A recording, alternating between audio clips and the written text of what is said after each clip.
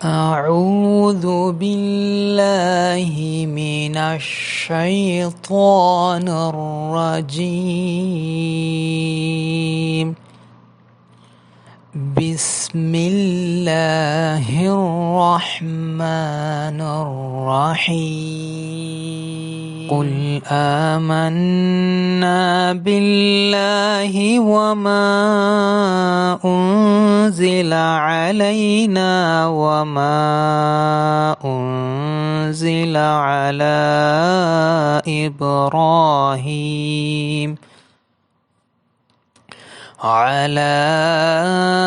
إبراهيم وإسماعيل وإسحاق ويعقوب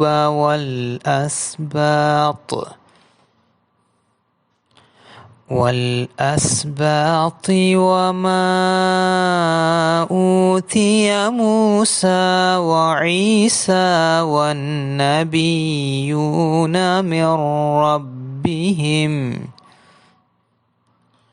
لا نفرق بين أحد منهم ونحن له مسلمون.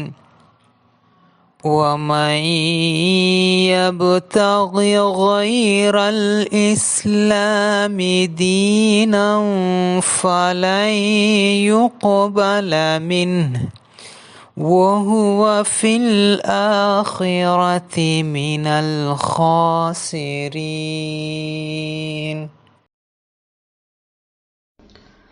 अस्सलामु अलैकुम वरहमतुल्लाहि वबरकातुहू। सबसे पहले मैं आपको आपके प्रश्न के लिए बहुत ज़्यादा धन्यवाद करता हूँ। मैं एक भाई के रूप में आपका स्वागत करता हूँ और श्री पॉल रॉबर्ट छैया के सम्मान में किसी भी प्रश्न का उत्तर देने के लिए मुझे खुशी होगी, तो यह मुझे बहुत खुशी देता है। आपका प्रश्न इस प्रकार है, श्री मुनीर अहमद अजीम, आपने इस युग के पैगंबर और मसीह के रूप में अपनी घोषणा की है, तो इतने सारे धर्म क्यों हैं जो सही तरीके से होने की घोषणा करते हैं? मैं आपका उत्तर चाहता हूं। आपका बहुत बहुत धन्यवाद। तो मेरा उत्तर इस प्रकार है, दुनिया में इतने सारे संप्रदाय, पंथ, धर्म, दर्शन और आंदोलन हैं, जिनमें से सभी सही या ईश्वर के लिए एकमात्र सच्चा रास्ता होने का दावा करते हैं। कोई कैसे निर्धारित कर सकता है कि कौन सा सही है, या चाहे वास्तव में सब सही हैं? एक तरीका है जिसके द्वारा उत्तर पाया जा सकता है, वह है परम सत्य के विभिन्न दावेदारों की शिक्षाओं में सतही मतभेद को दूर करना और इबादत की केंद्रीय वस्तु की पहचान करना, जिसे वे सीधे या अप्रत्यक्ष रूप से बुलाते हैं। झूठे धर्मों के संबंध में सभी की एक समान मूल अवधारणा भगवान है। वे या तो दावा करते हैं कि सभी पुरुष देवता हैं, या कि विशिष्ट पुरुष देवता थे, या वह प्रकृति ईश्वर है, या कि ईश्वर मनुष्य की कल्पना की उपज है। इस प्रकार यह कहा जा सकता है कि झूठे धर्म का मूल संदेश यह है कि ईश्वर उनकी रचना के रूप में पूजे जाते हैं। झूठा धर्म मनुष्य को सृष्टि को बुलाकर सृष्टि की पूजा के लिए आमंत्रित करता है, या उसके किसी पहलू को ईश्वर कहकर सृष्टि की उपासना करता है। उदाहरण के लिए मैं आपको पैगंबर ईसा अलैहिस्सलाम का एक उदाहरण देता हूँ। इस्लाम में हम उन्हें हजरत ईसा अलैहिस्सलाम कहते हैं। जीसस अलैहिस्सलाम ने अपने अनुयायियों को ईश्वर की पूजा करने के लिए आमंत्रित किया, लेकिन वे जो यीशु के अनुयायी होने का दावा करते हैं, आज वे लोगों को यीशु की आराधना करने के लिए बुलाते हैं, यह दावा करते हुए कि वह परमेश्वर थे। बुद्धा यानी पैगंबर बुद्धा अलैहिस्सलाम एक सुधारक थे, जिन्होंने भारत के धर्मों में मानवतावादी सिद्धांतों की संख्या की शुरुआत की। उन्होंने भगवान होने का दावा नहीं किया और ना ही उन्होंने अपने अनुयायियों को यह सुझाव दिया कि वह एक पूजा की वस्तु के तौर पर बनाए जाएं।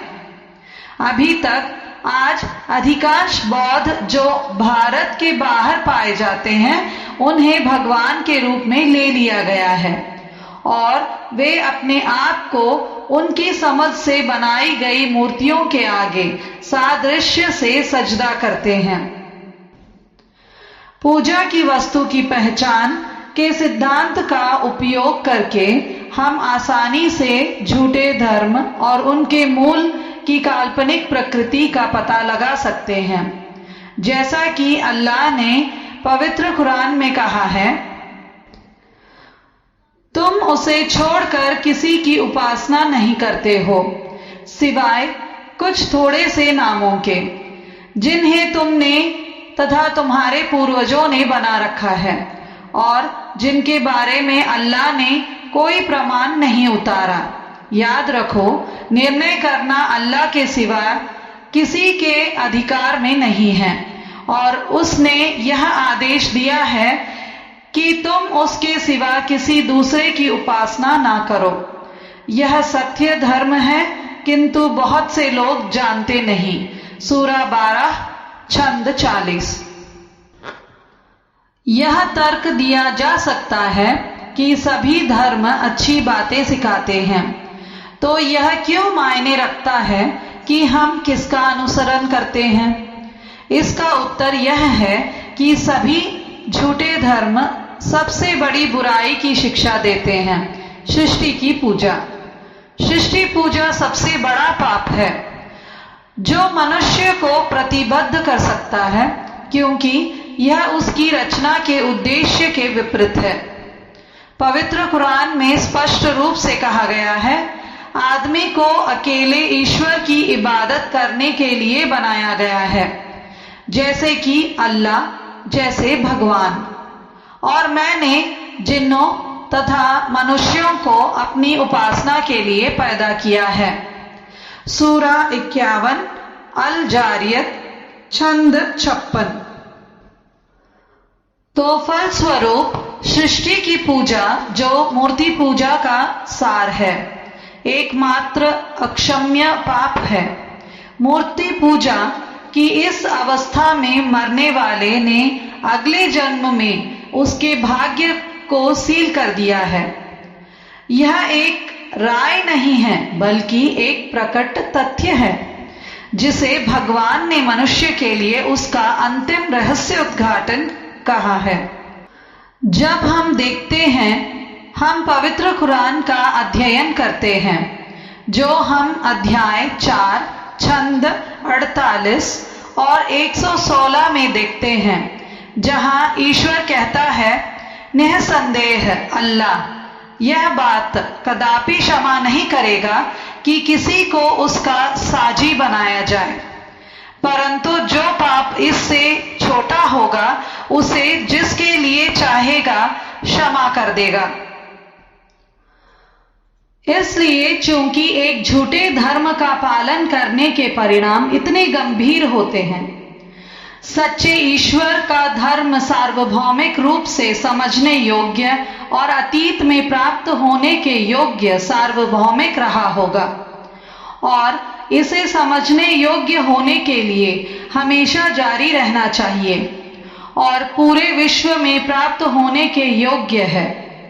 दूसरे शब्दों में श्री रॉबर्ट पॉल, ईश्वर का सच्चा धर्म किसी एक व्यक्ति, स्थान या काल अर्थात समय तक सीमित नहीं हो सकता।